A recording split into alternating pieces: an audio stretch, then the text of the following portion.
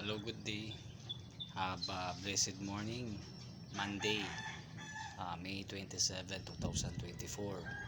Alam tayo gamay mga lingaw-lingaw lang, mga imot-imot or kanang mga prank-prank na mga istorya, mga katang-isip. Katang-isip ba? Katang-isip lang. Kung may isip pa, kung wala na isip, iwan ko na lang, baliw na yan. Baliw sa kakatatawanan or sa mga kabibiruan. Ito lang po sa Mayo ng buwan ng Mayo, maraming pesta. Yung mga tao, kadalasan pag piyesta, nandun. Pag may piyesta, nandun. Pag may ayuda naman, nandun. Pag mayroon naman mga nagbibigay ng mga libreng mga ganyan-ganyan, nandun. Kung nasaan yung pagkain, nandun. Kahit hindi mo iniimbita, kahit hindi invited, nandun. Pasabi ron.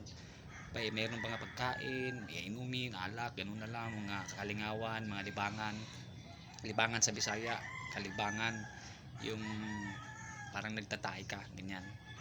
So, yun ang medyo ng konti ng Pinoy. Masayahin kahit anong gagawin, basta lang maging masaya. Basta hindi lang nakaapak ng tao. Kaya yun, mindset lang tayo hindi dito ito yung mindset, pero ito yung totoong mindset, hindi ito. Mga ka-amaws, kung meron mga piyesta-pesta, nandun tayo.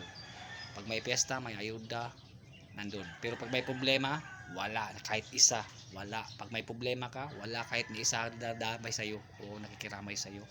Pero pag may patay, nandun. Pag may vigil, nandun. Pag piyesta, nandun. Pag may birthday, may kainan, may bagong taon, may New Year, may handaan, nandun. Pero pag may problema ka, wala kahit isa. Yun ang tatak mo dito. Mindset mga ka-amaw ng Surigao.